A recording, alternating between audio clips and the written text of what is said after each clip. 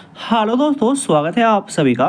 IBPS RRB PO pre 2024 के बारे में बात करने वाले हैं। किसको अब मेंस एग्ज़ाम का प्रिपरेशन करना चाहिए, क्योंकि दोनों दिन के एग्ज़ाम होने के बाद अब क्या किसे मेंस एग्ज़ाम का प्रिपरेशन करना चाहिए, तो सभी के बारे में बात करने वाले हैं। और साथ ही साथ एक्सपेक्टेड कट ऑफ क्या रहेगा उसके बारे में बात करेंगे, क्योंकि अब इसमें कुछ अटैम्प्ट जो रहा, किसी का कुछ कम रह गया और किसी का कुछ ज़्यादा हो गया।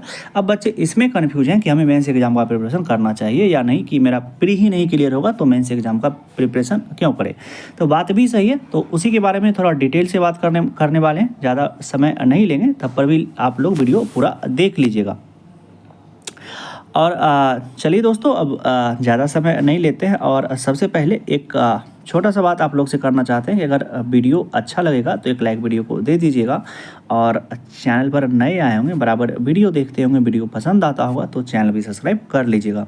अब चलिए, सबसे पहले IBPS RRB PO प्री का जो दोनों दिन का एग्ज़ाम हुआ उसके बारे में बात करते हैं। दोनों दिन में शिफ्ट में अगर एग्ज़ाम का लेवल का बात करते हैं तो दोनों दिन कुछ शिफ्ट आसान देखने के लिए मिला और कुछ शिफ्ट थोड़ा सा मुश्किल देखने के लिए मिला। मुश्किल कहने का मतलब कि रीजनिंग के लेवल में थोड़ा सा अंतर रहा। जैसे एक आध पजल को क्या किया कि हल्का जिसमें मॉडरेट रखना था उसको एक आध पजल का लेवल बढ़ा दिया गया, जिससे अटैम्प्ट कम रह गया। जहाँ 40 होना चाहिए वहाँ 30 पर अटक जाते थे लोग। और क्वांट में क्या हुआ कि आपको रॉन्ग नंबर सीरीज, जहाँ मिसिंग आना चाहिए था वहाँ पे रॉन्ग आ गया। तो जैसे ही रॉन्ग आता है तो एक आध दो वहाँ पे अटैम्प्ट कम रह जाता है। कुछ DI को कैलकुलेटिव कर दिया जाता है तो वहाँ से भी अटैम्प्ट कम हो जाता है। और कुछ अर्थमेटिक को कैलकुलेट कर दिया जाता है तो वहाँ से आप लोग का अटैम्प्ट कम रह जाता है। तो जहाँ लोग जहाँ आसान शिफ्ट में 30 तक अटैम्प्ट कर लेते थे क्वांट में, वहीं मॉडरेट शिफ्ट में आपको मुश्किल से आप 18-19 तक पहुँच पाते थे और आपका टाइम ख़त्म हो जाता था।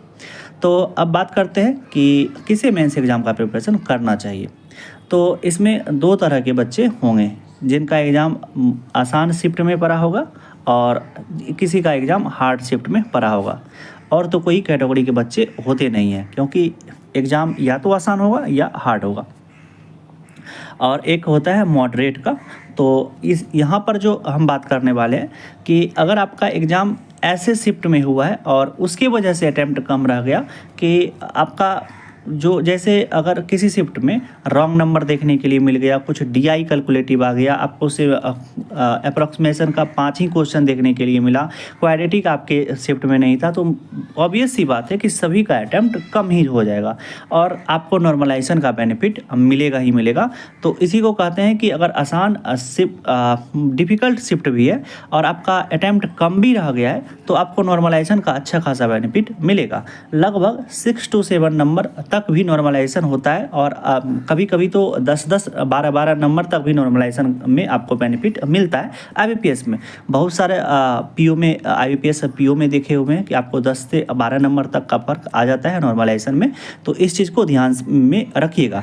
अगर आपका अटैम्प्ट 40 भी रह गया, 45 भी रह गया है और मुश्किल शिफ्ट था आपका, तो बिल्कुल मेंस एग्ज़ाम का प्रिपरेशन करना चाहिए। अब बात करते हैं आसान शिफ्ट वाले को, तो जिसमें सिर्फ आपको आराम से क्वेश्चन हो रहा था, कोई भी क्वेश्चन कैलकुलेटिव नहीं था। अगर ऐसे शिफ्ट में आपका एग्ज़ाम हुआ है तो आपका अटैम्प्ट अच्छा रहा होगा और हम आपसे ये भी उम्मीद करते हैं कि आप एक्यूरेसी भी मेंटेन किए होंगे। तो अगर एक्यूरेसी मेंटेन किए होंगे, आपका अटैम्प्ट अच्छा रहा ही है, तब आपको कोई भी डरने वाला बात नहीं है। हाँ, लेकिन अगर आप एक्यूरेसी को लेकर के श्योर नहीं है, सिर्फ अटैम्प्ट ही बढ़ाएं, तो डरने वाली बात है।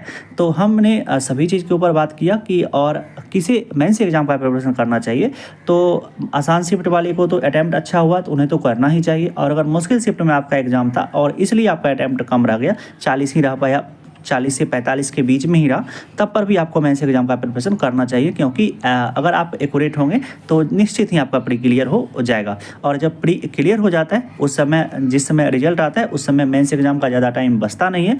उस समय आप पछता जाते हैं और आप लोग एक रेस से बाहर चले आते हैं। और फिर जिसका ईजी शिफ्ट में एग्ज़ाम था वो अभी से प्री एग्ज़ाम के बाद मेंस एग्ज़ाम का भी प्रिपरेशन करेंगे और एवरेज स्टूडेंट सिलेक्शन ले जाते हैं और आप लोग एक अच्छे खासे स्टूडेंट होकर भी रह जाते हैं। तो अभी से अगर आपका आसान से मुश्किल शिफ्ट में एग्ज़ाम था, उसकी वजह से अटैम्प्ट कम रह गया, तो मत घबराइएगा। नॉर्मलाइजेशन में पूरा बेनिफिट मिलेगा और आप लोग का भी एग्ज़ाम क्लियर होगा। चाहे ही आप अटैम्प्ट नहीं किए हो, नंबर थोड़ा सा बढ़ करके आता ही है। आप जब नंबर देखिएगा तो आपको पता चल जाएगा। अभी से नहीं घबराइएगा। अब बात कर लेते हैं साथ ही साथ एक्सपेक्टेड कट ऑफ के बारे में। कट ऑफ क्या रहेगा?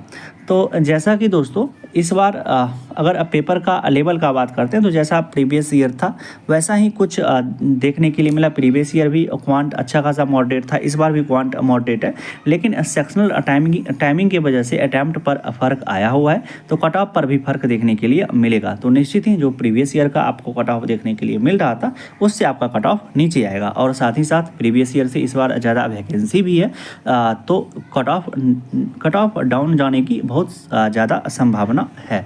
तो बस उसको घबराना नहीं है कि मेरा क्या होगा और मेंस एग्ज़ाम का लग जाना है। हाँ, लेकिन अगर आप ऐसे स्टूडेंट होंगे कि अभी स्टार्टिंग ही किए होंगे प्रिपरेशन और उसके वजह से अटैम्प्ट कम रह गया, तब तो आपको अभी प्री पर ध्यान देना चाहिए मेरे अनुसार से, और मेंस को अभी थोड़ा सा साइड करना चाहिए, क्योंकि अपकमिंग डे में आपका IBPS का और सारा प्री भी एग्ज़ाम होगा। IBPS क्लर्क भी होगा, फिर IBPS का भी प्री होगा, फिर SBI का PO का प्री, फिर उसका क्लर्क का भी प्री होगा। तो बहुत सारा प्री है, तो आप प्री पर भी ध्यान दे सकते हैं।